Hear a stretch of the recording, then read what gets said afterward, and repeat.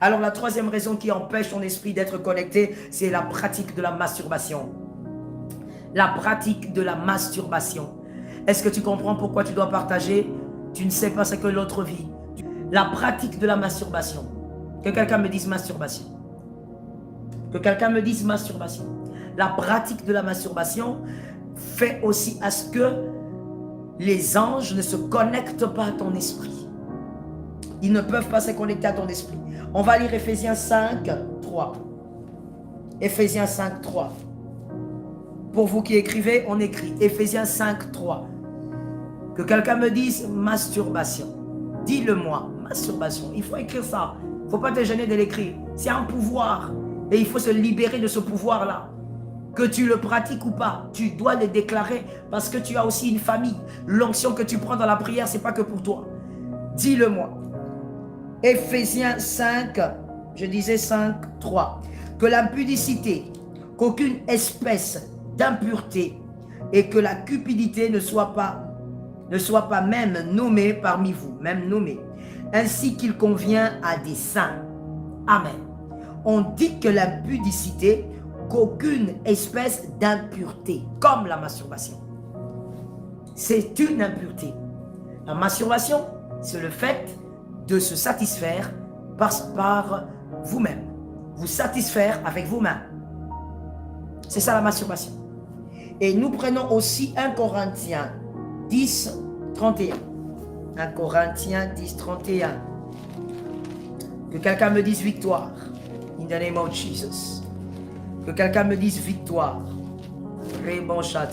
Oui, tu auras la victoire sur ce pouvoir de masturbation et tu auras le pouvoir sur cette puissance, même au milieu de tes frères, de tes sœurs, que Dieu te donne le pouvoir afin que tu communiques la victoire à tes frères. Victoire. In the name of Jesus. Victoire. Je disais 1 Corinthiens 10. Laissez-moi trouver. 10. 1 Corinthiens 10, 31. Oui, laissez-moi voir. Voilà. 1 Corinthiens 10, 31. Vous pouvez l'écrire. 1 Corinthiens 10, 31. Voici ce qui est écrit. Soit donc que vous mangiez, soit que vous buviez, soit que vous fassiez quelque autre chose, faites tout pour la gloire de Dieu. Amen. Je reprends. Soit donc que vous mangiez, soit que vous buviez, soit que vous fassiez quelque autre chose, faites tout pour la gloire de Dieu. Amen. C'est-à-dire, on fait tout pour la gloire de Dieu. Même la sexualité, ça doit être pour la gloire de Dieu. Voilà pourquoi lorsque tu as cette sexualité dans ton mariage, Dieu bénit. Les anges viennent. Oui, les anges viennent, ils viennent vous bénir. Lorsque vous avez la sexualité dans le mariage, les anges viennent vous bénir. Vous n'êtes pas seul. Vous êtes entouré des anges qui sont contents de vous voir. Qui sont contents de voir la volonté de Dieu s'accomplir. Mais lorsque vous êtes dans une sexualité qui ne rend pas gloire à Dieu, la preuve c'est que tu ne peux pas dire que tu te masturbes. Voilà. Ça veut dire que pour les mariés, même si tu ne vas pas le dire tout haut, que tu as des relations sexuelles avec ta femme, avec ton mari, mais bon, tu n'as pas honte, parce que tu sais que les gens de toutes les manières le savent. Et tu n'en as pas honte, parce que c'est légitime, c'est légal, parce que c'est divin. Mais tu ne peux pas venir te pavaner comme ça et dire, voici, moi je suis un masturbateur. Tu ne peux pas. Parce que même, toi-même, tu sais que c'est une affaire de honte. Tu sais que c'est un objet de honte. Pourquoi? Ce n'est pas à la gloire de Dieu. Que quelqu'un me dise encore victoire. Oh, dis-moi victoire, que la puissance de Dieu accorde la victoire à ta famille. Accorde la victoire à tes frères, à tes soeurs, à tes neveux, à tes nièces. Aujourd'hui, les gens se masturbent, les enfants se masturbent même à l'âge de 6 ans.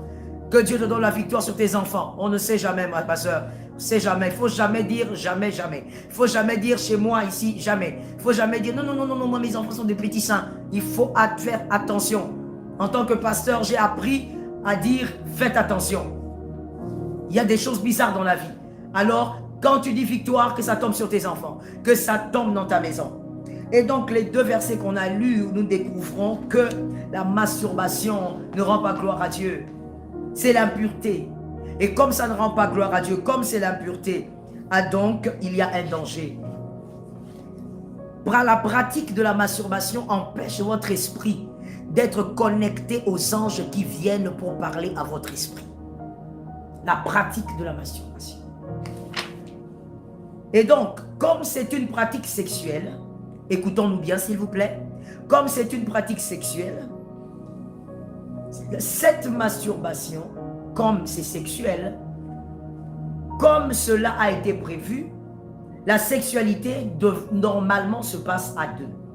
Et quand vous vous masturbez, puisque vous êtes déjà dans le péché, et puisque cette pratique est une pratique qui devrait se passer à deux, il y a donc une invitation tacite que vous êtes en train de faire.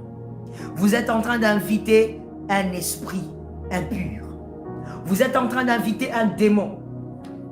Pendant que vous vous masturbez, vous êtes déjà en train de lancer une invitation. Un démon va venir s'installer. Il faut savoir aussi, écoutons-nous s'il vous plaît, il faut savoir qu'il y a dans le monde des ténèbres une catégorie de démons. Cette catégorie de démons est attirée par le sexe de l'homme. Quand je dis homme, c'est avec un grand H, homme et femme. Cette catégorie de démons est attirée par le corps nu des humains. Dans le monde des ténèbres, dans le royaume du diable, tous les démons ne sont pas attirés par le sexe. Il y a une catégorie. Eux sont attirés par le sexe. Eux, ils aiment voir la nudité des humains. Ils sont attirés par la nudité des humains et ils aiment avoir des relations intimes, sexuelles avec les humains. C'est cette catégorie de démons que nous voyons dans Genèse 2, 6 jusqu'à 4. Genèse 2, 6, excusez-moi, Genèse 6. Genèse 6, 2 jusqu'à 4. Je reprends, Genèse 6, 2 jusqu'à 4. C'est cette catégorie d'esprit impur qui aime voir ainsi que admirer la nudité des mortels. Dans le verset de Genèse 6, 2 à 4 que je t'ai donné, nous voyons que ces êtres ont admiré les enfants, plutôt ont admiré les femmes mortelles, les femmes humaines. Et la Bible dit que ces esprits sont venus coucher avec ces femmes. Et la Bible continue en disant que c'est d'où est né les géants antiques, d'où est né ces êtres gigantesques. Ils proviennent de l'union des démons et des femmes humaines. Quelqu'un me dit, mais comment un démon, un esprit a pu faire un enfant avec une femme humaine? C'est simple à dire, mon frère. Les démons avaient pris le corps des humains pour faire des enfants. Et ce n'est pas compliqué pour les esprits de le faire. Prendre des corps pour faire des enfants. Vous pourrez lire, je n'ai pas le temps, j'ai beaucoup de choses à t'expliquer. Tu pourras lire toi-même donc dans Genèse 6, 2 à 4. Et donc, lorsque vous vous masturbez, cette catégorie des démons, puisque c'est dans le péché, ils sont attirés par vous puisqu'il y a une invitation, vous les invitez. Ils sont attirés par votre sexualité, ils sont attirés par votre corps et ils viennent. Et vous allez donc commencer à pratiquer la masturbation sans savoir que c'est avec un esprit que vous êtes en train en réalité de coucher. C'est avec un démon que vous êtes en réalité en train de coucher. Que quelqu'un dise la grâce. Que quelqu'un dise la grâce. Que la grâce de Dieu te donne la victoire, ma soeur. Si c'est quelque chose qui domine sur toi, que la grâce de Dieu te donne la victoire. Si c'est quelque chose qui domine sur tes enfants, que la grâce de Dieu donne la victoire. Si c'est quelque chose qui domine sur tes frères, tes sœurs, évidemment, tu ne vas pas le savoir peut-être, mais justement, l'onction que tu emmagasines, que la grâce de Dieu donne la victoire à tes frères. Et donc, ces démons vont s'inviter et ces démons vont avoir des relations sexuelles avec vous. Puisque selon l'essence de la sexualité, nous voyons que c'est Dieu qui est l'initiateur et Dieu a créé la sexualité pour que ça soit fait, comme je le disais, à deux. Le diable n'a créé aucun principe, il utilise tous les principes divins. Comme Dieu a créé la sexualité pour deux êtres, lorsque vous vous masturbez, un esprit, un démon qui aime la sexualité, qui aime le corps des humains, s'invite pour avoir la sexualité avec vous. Et donc, vous allez penser que vous êtes en train de vous masturber seul, alors que vous n'êtes plus seul. Il y a un esprit qui s'est invité et qui commence maintenant à avoir des relations sexuelles avec vous. Et vous allez remarquer qu'il y aura une addiction, bien aimé, une addiction mortelle. Permets-moi de le dire comme ça, une addiction mortelle. Tu te poses la question, des fois, vous savez, il y a des gens qui ont vécu des addictions au point où, à un moment donné, la personne elle-même s'arrête et dit, mais c'est quoi qui me tient comme ça? Qu'est-ce qui me tient comme ça? Qu'est-ce qui peut m'aliéner à ce point? Je n'arrive pas à faire, je ne sais pas, 5 heures sans me masturber. Parce qu'il y a ce démon. Il vient donc créer aussi l'addiction.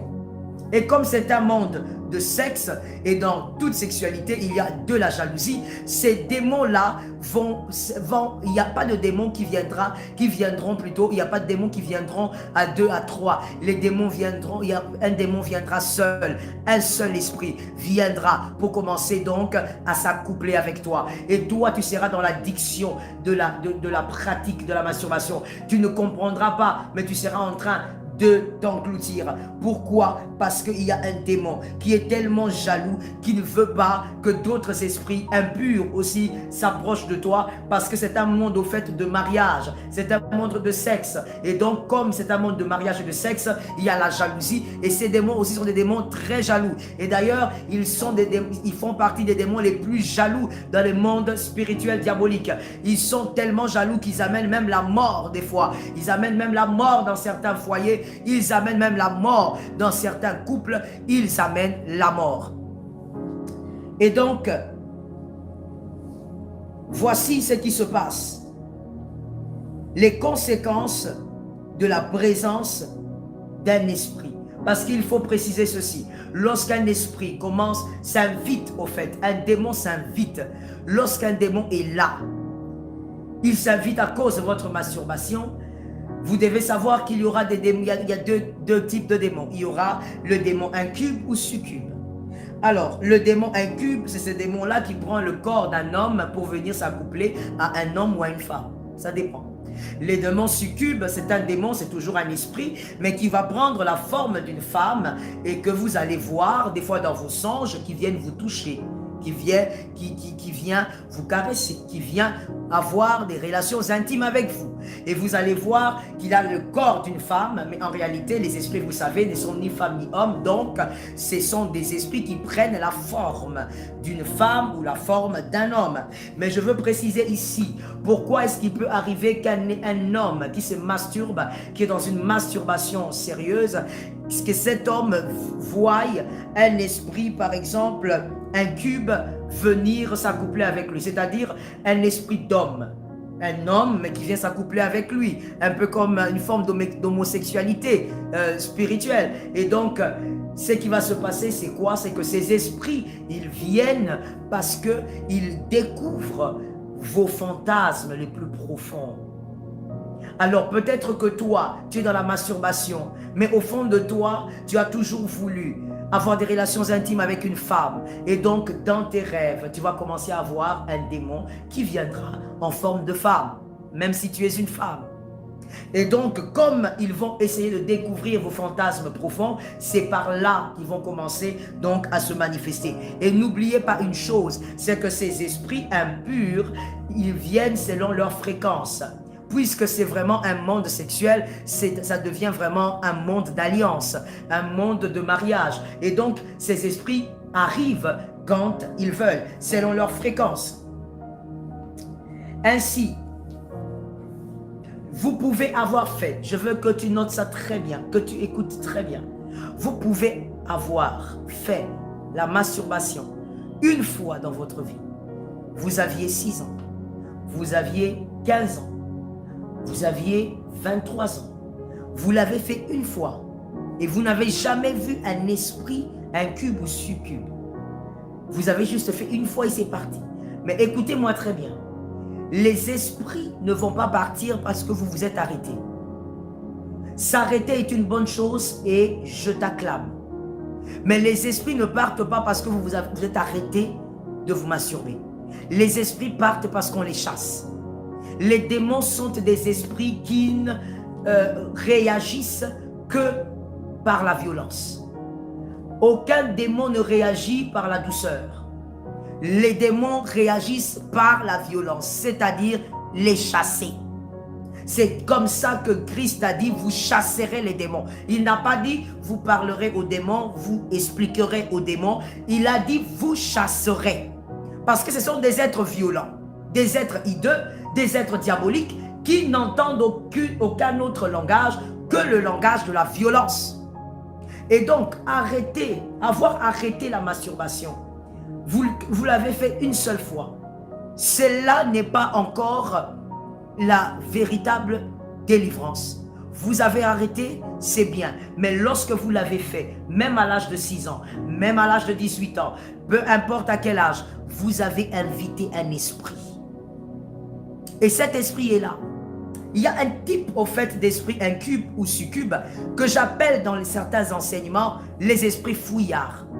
C'est-à-dire c'est le genre d'esprit incube ou succube que vous voyez une fois peut-être de toute votre vie, depuis que vous êtes masturbé, depuis que vous avez arrêté avec la masturbation, vous n'avez vu cet esprit qu'une seule fois. Et jusqu'aujourd'hui, vous êtes d'ailleurs marié et tout ça, et vous n'avez plus jamais rien vu. Ne vous en faites pas, madame, ne vous en faites pas, monsieur, il n'est pas parti. Je l'appelle l'esprit impur fouillard. Il fouille, il se cache, mais il est là. Il se cache parce qu'il veut justement que tu penses, que tu croies qu'il est parti. Mieux tu penses qu'il est parti, ou je veux plutôt dire aussi longtemps tu vas croire qu'il est parti, mieux pour lui c'est. Et donc il va rester dans son confort du silence, et toi tu penseras que l'esprit est parti. Non, il n'est pas parti. Un esprit ne part pas parce que vous avez arrêté la pudicité. Un esprit ne part pas parce que vous avez arrêté la masturbation. L'esprit part parce qu'on l'a chassé. On doit chasser. Est-ce que quelqu'un m'entend? Que quelqu'un dise, il doit partir. Dis-le, que ce soit pour toi ou pour ton frère ou pour ta soeur ou pour tes enfants ou même pour un ami que tu aimes, déclare-le, il doit partir. Nous parlons des esprits incubes et succubes. Que quelqu'un le dise, il doit partir. L'esprit incube doit partir, l'esprit succube doit partir. Que quelqu'un dise, il doit partir. Oui, j'aime la foi que je vois ici. Moi, j'aime les femmes de foi et les hommes de foi. Ça me connecte au divin. J'aime les hommes et les femmes de foi. Il doit partir. Oui, il n'y a pas de négociation. Il n'y a pas de négociation à faire. Il n'y a rien à négocier. Il n'y a pas de choses à discuter. Non, il doit partir. Et le fait que tu ne le vois plus ne veut rien dire, ma soeur. Il est là. Il est là. Il y a des femmes qui ont eu à me dire, non, moi j'ai souffert de ça dans mon adolescence. Je voyais des esprits incubes. Je rêvais que j'ai couché avec des hommes, des femmes. Mais depuis que je me suis mariée, tout va bien. Ma soeur, c'est pas le mariage qui arrive à résoudre ce genre de problème. Le mariage ne chasse pas les démons. Oh my God. Le mariage ne chasse pas les démons. Les démons partent au nom de Jésus. Et il faut les chasser au nom de Jésus. Tu t'es marié, mais ils sont là, ils sont tout calmes. Et à un moment donné, ils vont frapper. À un moment donné, ils vont réagir sévèrement. Ils doivent partir au nom puissant de Jésus. Et donc, ces esprits-là, voici les conséquences de leur présence. Que quelqu'un me dise les conséquences. Que quelqu'un me dise les conséquences. Que quelqu'un me dise les conséquences au nom de Jésus. Que quelqu'un me dise les conséquences. Comme je le dis, la première conséquence, ils créent, ils imposent une puissance sur votre corps qui crée donc l'addiction. Vous devenez addict. Et vraiment une addiction maladive. Vous savez, j'ai eu à traiter des cas comme ça. Vous savez, des fois, vous avez tellement mal que... Il m'arrive d'ailleurs, il m'arrive d'entrer dans mon bureau après avoir fait un counseling d'une personne qui souffre des esprits comme ça impurs. Je me mets sur ma chaise et je dis, Seigneur, je n'ai même pas la force de prier. Parce que si moi, j'ai autant mal pour cet homme, j'ai mal pour cette sœur que je ne connais pas, que j'ai rencontrée aujourd'hui, toi qui es son Seigneur, comment tu te sens? Oh oui, le Saint-Esprit sait. Je lui dis ça souvent. Je lui dis ça souvent, je lui dis Seigneur, j'ai tellement mal que je ne veux pas prier. J'ai trop mal. Moi, je suis humaine. Moi, je ne connais pas cette personne. Je l'ai rencontrée aujourd'hui. Mais quand j'entends ce qu'il vit, quand j'entends ce que cette personne vit, j'ai tellement mal. Et toi qui es son créateur, comment tu te sens? Moi, je ne veux plus prier. Je n'ai pas la force de prier. Parce que des fois, il y a des choses bizarres. Ce pouvoir, ces esprits créent l'addiction. Au point où il y a des gens qui ne peuvent pas faire 5 heures sans se masturber. J'ai connu un garçon qui n'arrivait pas à rester pendant plus de 7 heures sans se masturber. Et donc lui se masturbait même dans la salle de cours à l'université. Je dis dans la salle, pas le soir, la journée. Et dans nos universités, ici, il y a au moins dans une salle, plus ou moins 2000 à 3000 personnes. Il se masturbe pendant que le cours se passe. Pas parce qu'il a envie de quelque chose, pas parce qu'il a un besoin. Non, parce qu'il est addict. Il est addict, c'est comme une drogue. Il ne peut pas faire autrement. C'est comme s'il devient malade. Il devient tellement mal à l'aise qu'il risque même de sortir. Et quand il sort, ce n'est pas pour rentrer à la maison. Il sort pour aller aux toilettes quelque part et se masturber. Oh yes, let God have mercy, ma soeur. Il y a des choses comme ça. Quand on en parle, ce n'est pas parce qu'on imagine des choses. Ce sont des réalités des vies. Il y a des gens qui vivent ça. Si vous n'avez jamais vécu ça, bénissez le Seigneur. Mais il y a des gens qui vivent ça et qui en souffrent. Et donc, ces esprits créent cette addiction. Deuxième conséquence, vous allez remarquer, à cause du contact avec votre corps physique, même si le démon il est spirituel, mais vous savez très bien que lorsqu'ils viennent, ces démons viennent sur vous, donc vous sentez une présence, vous sentez des mains vous toucher. Il y a même des gens qui ont vu dans leurs songes, ces esprits quand ils viennent, ils sentent vraiment la présence des mains qui touchent. Et évidemment, quand ce sont les hommes, ils éjaculent là, et quand ce sont des femmes, elles ont l'orgasme. Et il y a des choses comme ça qui se passent. Il y a des vérités, des réalités comme ça qui se passent. Et donc, puisque ces esprits entrent en contact avec vous, et n'oubliez pas qu'il s'agit de la sexualité, et selon son essence, comme Dieu l'a créé, toute sexualité devrait normalement produire des fruits. Dieu a dit, soyez féconds. Toute sexualité doit produire des fruits. Et donc, le résultat, c'est quoi? C'est que vous allez voir qu'il y a des hommes, il y a des femmes qui sont dans ce monde de masturbation et qui subissent l'influence de ces esprits incubes et succubes et qui ont des enfants spirituels, des démons qui se substituent en enfants. On les appelle les enfants spirituels, des démons.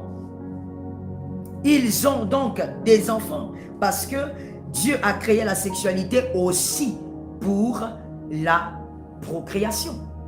Et donc, comme ces esprits sont en train d'imiter ce que Dieu a déjà initié, vous allez être là dans ce monde que les démons ont créé pour vous.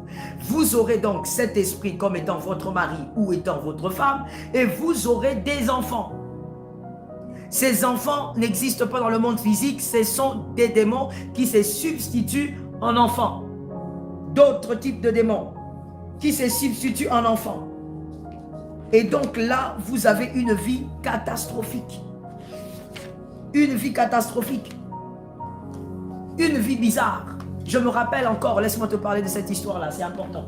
Ça va t'aider. Nous allons peut-être te rappeler quelque chose. Je me rappelle encore d'une dame mariée, gloire à Dieu, aujourd'hui.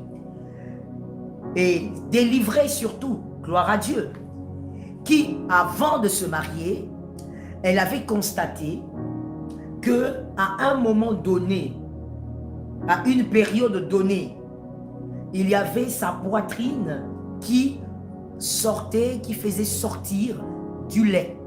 Comme lorsqu'on est enceinte, ou encore pour d'autres femmes, lorsqu'on a accouché et qu'on allait. Et cette sœur donc, elle avait remarqué elle avait ce problème-là, mais pas tout le temps, à une période.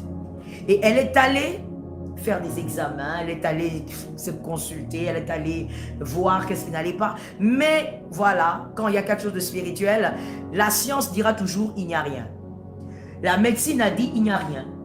Il n'y a rien, on ne comprend pas pourquoi ça se passe comme ça, il n'y a rien. Et donc, cette fille souffrait tellement de ça, sa mère était habituée puisqu'il n'y avait pas de solution. Alors, elle est restée comme ça. Elle est restée avec son petit secret comme ça, et puis voilà, comme elle arrivait à gérer, c'était pas tout le temps, donc elle gérait. Et il est arrivé le temps maintenant de se marier. Et quand elle s'est mariée, elle a commencé à manifester une frigidité qui ne dit pas son nom. Elle ne comprenait pas. Mais au niveau de la poitrine, ça s'était réglé, c'est arrêté, tout est fini. Je viens de te dire que le démon ne quitte pas une vie parce qu'il y a des choses qui ne se manifestent plus. Les démons quittent des vies parce que vous les chassez. Et donc, elle a commencé à manifester une frigidité sans nom, même si au niveau de la poitrine, il n'y avait plus de problème de lait qui coulait et tout ça. Et c'était tellement désagréable que son mari n'en pouvait plus.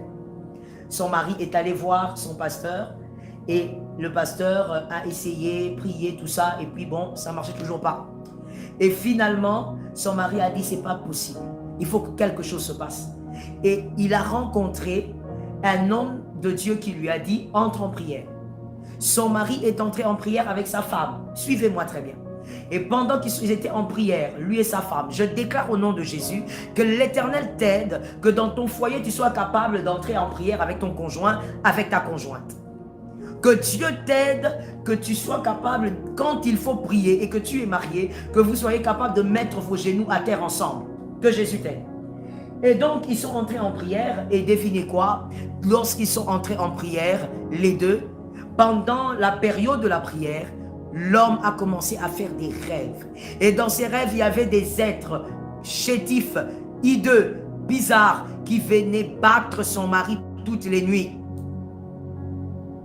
Des êtres horribles qui poursuivaient son mari, qui battaient son mari dans le rêve. Le gars se réveillait toujours déboussolé.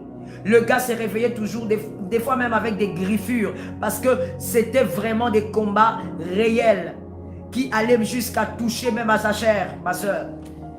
Et le gars, il comprenait plus rien. Il dit, mais c'est quoi ça finalement? Et donc, il est allé consulter l'homme de Dieu qui lui avait dit, entre en prière avec ta femme. Et lorsqu'il a parlé à cet homme de Dieu, l'homme de Dieu lui a dit, ce qui te poursuit, en réalité, c'est ce qu'il y a dans la vie de ta femme. Ce sont les enfants spirituels de ta femme. Elle a des enfants de nuit. Et ces enfants de nuit sont en train de vouloir briser ce mariage. Parce que lorsqu'on a un mari de nuit, une femme de nuit, un esprit incube et succube, je vous ai dit c'est un monde de jalousie, on ne peut pas vous laisser être en paix, on ne peut pas vous laisser vous marier. On ne peut pas vous laisser être en paix avec un homme physique, avec une femme physique. Et donc je veux chuter directement pour aller vers la troisième. Oui, c'est ça, vers la troisième conséquence. Et donc, ce sont des esprits jaloux. Et comme ils sont jaloux, ils vont créer les déceptions amoureuses dans votre vie si vous n'êtes pas encore marié. Bien-aimés, ils vont créer des déceptions amoureuses dans votre vie. Ils vont créer des déceptions amoureuses parce qu'ils existent, ils sont là. Lorsqu'un homme veut t'épouser, il s'organise pour que cet homme parte, qu'il dégage. Je t'ai dit qu'ils sont très jaloux. Hein? Moi, j'ai déjà fait la délivrance par la grâce de Dieu d'une sœur qui avait cet esprit. Bien-aimé, le démon a pourchassé cette sœur, plutôt ce frère qui était son fiancé à l'époque, et d'ailleurs, ils ne sont pas mariés, qui était son fiancé, jusqu'au point de créer autour de lui-même des accidents. Il a raté des accidents. Ce sont des esprits très jaloux qui peuvent amener à la mort. Et donc, ils vont créer autour de votre vie des déceptions amoureuses parce que leur objectif, c'est de ne pas vous voir aimer un humain, ne pas vous voir aimer une humaine. Et vous allez remarquer donc que ces esprits vont commencer à combattre. Et même quand vous êtes un homme, vous commencez à avoir du mal à faire des choix. Vous avez toujours des déceptions amoureuses parce qu'il y a une présence. Vérifiez s'il y a une présence.